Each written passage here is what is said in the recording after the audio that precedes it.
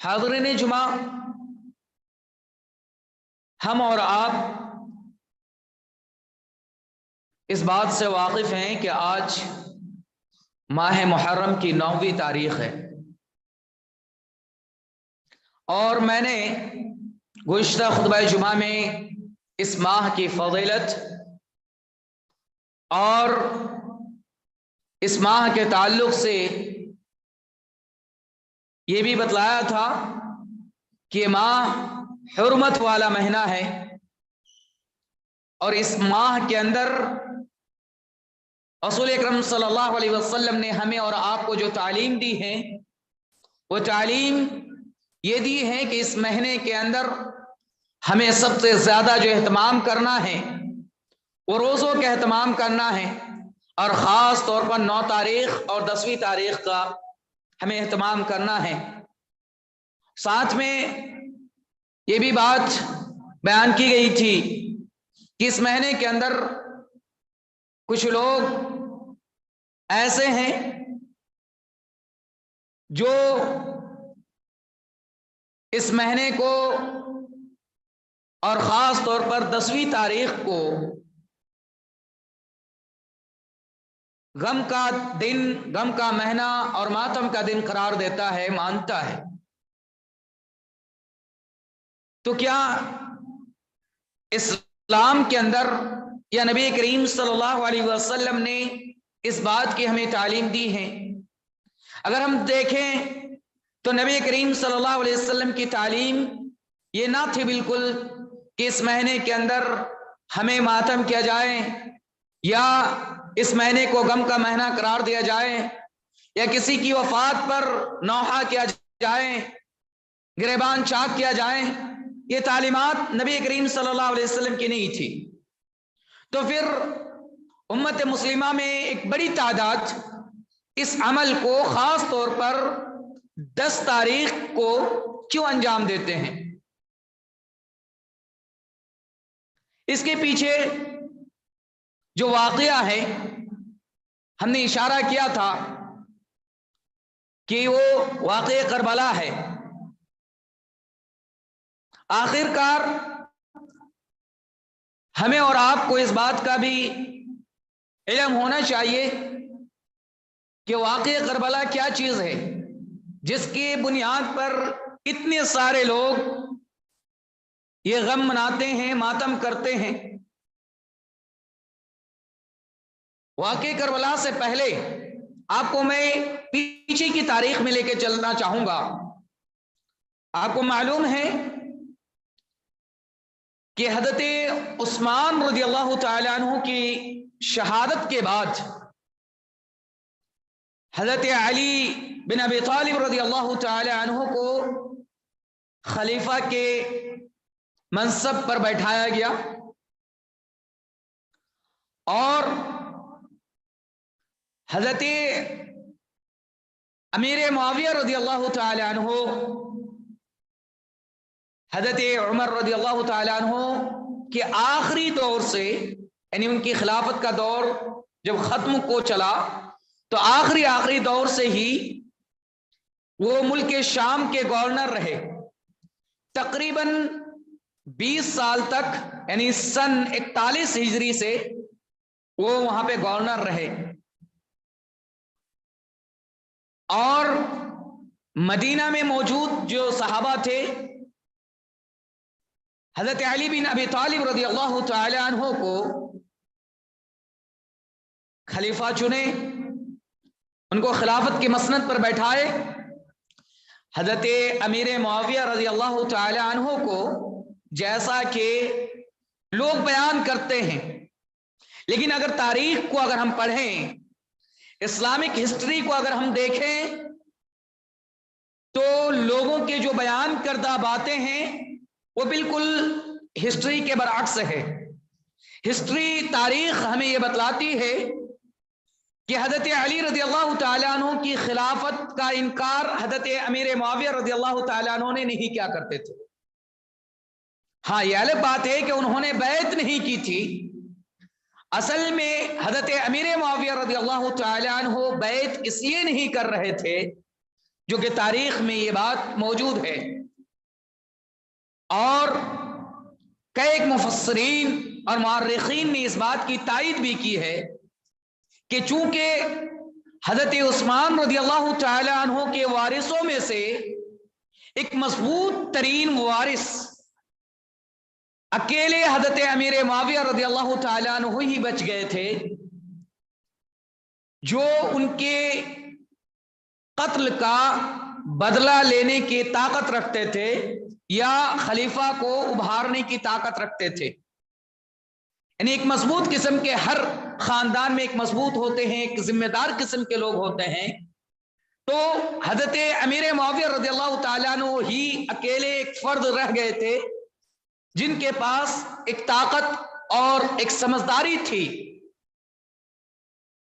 تو ان کی چاہت یہ تھی کہ علی رضی اللہ تعالی عنہ جب خلیفہ بنے تو سب سے پہلے حضرت عثمان رضی اللہ تعالی عنہ کے قاتلوں کی سزا سنائے، ان کا بدلہ لیا جائے، اور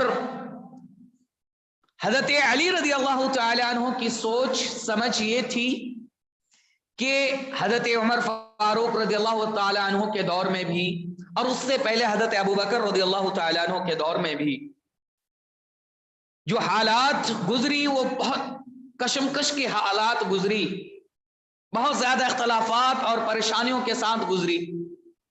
تو ان اختلافات اور پریشانیوں کے ساتھ جب حالات گزری تو پہلے ہم ان حالات کو سمیٹ لیں اور پھر بعد میں ہم حضرت عثمان رضی اللہ تعالی عنہ کے قاتلوں کی خبر لیں گے۔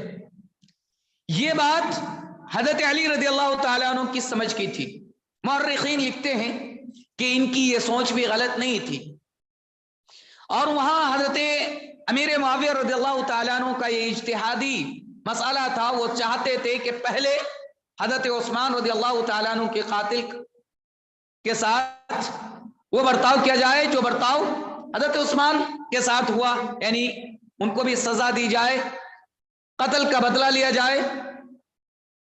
تو اس معاملے میں جنگیں بھی ہوئی، لیکن جو لوگ کہتے ہیں کہ یہ جنگیں، چاہے جنگ صفین ہو، یہ کفر اور اسلام کے درمیان کی جنگ تھی، کسی بھی مورخ نے اس بات کو کہیں پہ بھی نہیں لکھا، بلکہ حاشیہ کے طور پر بھی نہیں ذکر کیا کہ یہ جو حضرت امیر معاویہ رضی اللہ تعالی عنہ یا حضرت علی رضی اللہ تعالی عنہ کے درمیان یا صحابہ کرام کے درمیان جو جنگیں ہوئی وہ اسلام اور کفر کے درمیان کی جنگیں تھی، نہیں، بلکہ صرف یہ آپسی اجتہادی مسئلے کی بنیاد پر یہ جنگیں ہوئی، نہ ہی یہ خلافت اور بادشاہت کی جنگیں تھی، نہ ہی منصب و عہدے کی جنگ تھی، اور نہ ہی کفر اسلام کی جنگ تھی۔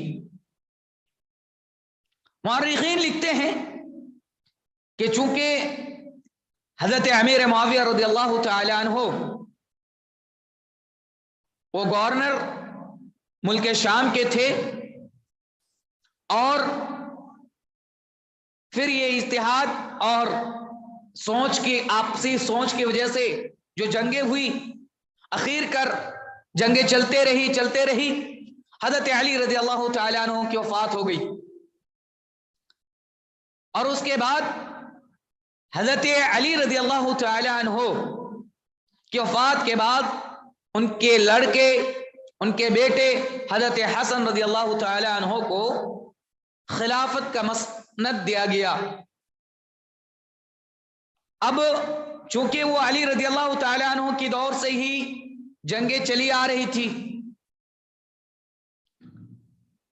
تو حضرت حسن رضی اللہ تعالی عنہ نے اپنی سوچ اور اپنی سمجھ سے یہ کوشش کی کہ مسلمانوں کے درمیان صلح ہو جائے۔ پھر حضرت حسن رضی اللہ تعالی عنہ نے حضرت امیر معاویہ رضی اللہ تعالی عنہ سے کہا کہ ایسا کریں، خلافت آپ لے لیں، اور جس طریقے سے آپ کو مناسب لگے, مناسب معلوم ہو, آپ کام کو انجام دے تاکہ مسلمانوں کے درمیان جو اتحاد قائم ہوئی تھی بڑی مشکلوں کے بعد وہ ٹوٹ نہ جائے, وہ ختم نہ ہو جائے, پھر سے امت مسلمہ آپس میں بکھر نہ جائے چند اختلافات کی بنیاد پر. پھر حضرت حسن رضی اللہ تعالی عنہ نے حضرت امیر معاویہ رضی اللہ تعالی عنہ کے سپرد کر دی خلافت کو, اور وہاں سے لے کر سن 61 ہجری تک حضرت امیر معاویہ رضی اللہ تعالی عنہ نے خلافت سنبھالی. اور اس اثناء میں حضرت حسن رضی اللہ تعالی عنہ کی وفات ہو گئی. اب حضرت امیر معاویہ رضی اللہ تعالی عنہ کے دور خلافت کے آخر میں اور بھی حضرت علی رضی اللہ تعالی عنہ کے اولاد یعنی حضرت حسین رضی اللہ تعالی عنہ کے علاوہ حضرت عبداللہ بن عمر, حضرت زبیر رضی اللہ تعالی عبداللہ بن زبیر رضی اللہ تعالی عنہ, اس طریقے کے قابل ترین صحابہ کرام موجود تھے. میں بالکل شارٹ میں بیان کرنے کی کوشش کروں گا کیونکہ وقت بہت کم ہے. تو پھر حضرت امیر معاویہ رضی اللہ تعالی عنہ نے دیکھا, دیکھیے ایک مقام میں بلند ہونا الگ چیز ہوتی ہے اور حکومت سنبھالنا الگ چیز ہوتی ہے. تو حضرت امیر معاویہ رضی اللہ تعالی عنہ کی نگاہ میں حضرت یزید یعنی ان کا لڑکا, ان کے علاوہ کسی کو ایسا نظر نہیں آیا کہ وہ خلافت کو سنبھال سکے. یہ بات صحیح ہے کہ حضرت حسین رضی اللہ تعالیٰ عنہ بھی تھے, حضرت عبداللہ بن زبیر, حضرت عبداللہ بن عباس, یہ سارے صحابہ موجود تھے. ان کے علاوہ اور بھی تقریباً 30 سے 35 صحابہ موجود تھے جو تاریخ میں بتلائی جاتی ہیں. لیکن یہ مقام میں تھے, لیکن وہ عہدے داری سنبھالنا ان کے بس کی بات نہیں لگ رہی تھی. تو انہوں نے مناسب سمجھا کہ حضرت یزید کے ذمے دے دی جائے خلافت کو. لوگوں سے حضرت امیر معاویہ رضی اللہ تعالیٰ عنہ نے مشورہ کیا, لوگوں نے بھی یہی طے کیا. پھر ان کو مسند خلافت پر بیٹھا دیا گیا. ادھر سے اہل کوفہ نے حضرت حسین رضی اللہ تعالیٰ عنہ کے خطوط لکھنے شروع کر دیے. تقریباً 500 خطوط حضرت حسین رضی اللہ تعالیٰ عنہ کے پاس پہنچے. صحابہ کرام نے حضرت عبداللہ بن زبیر, حضرت عبداللہ بن عباس, ان سارے صحابہ نے حضرت حسین رضی اللہ تعالیٰ عنہ کو سمجھانے کی کوشش کی کہ تم کوفہ مت جاؤ, کیوں نے کوفہ والوں نے آپ کے والد محترم حضرت علی رضی اللہ تعالیٰ عنہ کو بھی نہیں بخشے, ان کے ساتھ بھی دغا کیا. یہ وفادار نہیں ہیں, اہل کوفہ وفادار نہیں ہیں, تم وہاں مت جاؤ, تمہارے ساتھ دھوکا ہوگا. لیکن یہ نہیں سمجھے. انہوں نے سب سے پہلے مسلم بن عقیل رضی اللہ تعالی عنہ کو بھیجے. پھر عبید اللہ بن زیاد نے یہ چالاکی کی اور مسلم بن عقیل کو قتل کروا دیا. یہاں پھر یہ بات حضرت حسین تک پہنچی, تب تک وہ راستے میں نکل چکے تھے اور وہ اسی طریقے سے پہنچ گئے. اور جیسے ہی پہنچے تو اس وقت صحابہ میں بہت سارے صحابہ موجود تھے, میں نے جیسے کہ کہا. تو عبید اللہ بن زیاد نے ایک شخص حر نامی ان کو راستے میں بھیجا تاکہ حضرت حسین کو روک دے, کیونکہ وہ کوفہ نہ پہنچ سکے اور نہ معاملہ بدل جائے گا. بڑی کوششوں کے بعد عبید اللہ بن زیاد کے جو مشورہ مشیر تھے, انہوں نے یہ مشورہ دیا کہ اس طریقے سے نہیں ہوگا, کیونکہ جن کو انہوں نے عبید اللہ بن زیاد نے بھیجا تھا وہ ان کی بات ان کو نہ روک رہے تھے بلکہ وہ ان کے ساتھ مل گئے تھے. تو پھر عبید اللہ بن زیاد کے کو جو مشورہ دیا گیا کہ انہیں قتل کروا دیا جائے. پھر یہاں سے یہ آرڈر پاس ہوا، عبیداللہ بن زیاد نے آرڈر پاس کیا کہ اگر ان کو قتل نہیں کرتے تو میں یہاں سے آدمی بھیجتا ہوں. آخرکار وہ وہاں آدمی بھیجے تو حسین رضی اللہ تعالی عنہ نے درخواست بھی تھی، 3 آپشن پیش کیے. یا تو مجھے کسی مسلم سرحد میں بھیج دیا جائے جہاں میں جہاد کرتے ہوئے اللہ کے راستے میں قتل ہو جاؤں، شہید ہو جاؤں، یا پھر مجھے مدینہ واپس جانے دے، میں وہاں جا کے اللہ کی عبادت میں مشغول ہو جاؤں گا، یا پھر حضرت یزید کے پاس جانے دیں، میں ان کے ہاتھ میں بیعت کر لوں گا. لیکن ان تینوں آپشن میں عبیداللہ بن زیاد کی چال فیل ہونے والی تھی، تو انہوں نے کیا کیا؟ قتل کروا دیا. یہ اصل واقعہ ہے کربلا کا. اور عبیداللہ بن زیاد نے جب قتل کروا دیا، یہ بات یزید کے پاس پہنچی تو یزید نے ناراضگی دکھائی. لیکن ہاں یہ بات الگ ہے، مورخین لکھتے ہیں کہ ان کو جو کاروائی کرنی تھی وہ نہیں کر پائے. تو اس میٹر پہ صحابہ کرام کو گالیاں دینا، حضرت امیر معاویہ کو گالی دینا، دوشی ٹھہرانا، اس طریقے سے اسلام اور کفر کا لڑائی کروانا، یہ تاریخ ہمیں اس بات کی شہادت نہیں دیتی. اور اس حساب سے جو رسمیں کی جاتی ہیں، ماتم کیا جاتا ہے، ان کی بھی ایک تھوڑی سی بات میں اشارہ کر دوں. حضرت علی رضی اللہ تعالیٰ عنہ کی وفات کے تقریباً 300 یا 250 سال، 292 سال کے بعد یہ ماتم شروع کیا گیا. آپ بتائیں کہ یہ دین کا حصہ کیسے ہو سکتا ہے؟ حضرت علی کی وفات کے بعد 292-93 سال کے بعد یہ شروع ہوتا ہے، اور حضرت علی کی وفات سن 61 ہجری کے بعد، یعنی گویا کہ اللہ کے نبی صلی اللہ علیہ وسلم کی وفات کے 300-350 سال بعد یہ معاملہ پیش آتا ہے.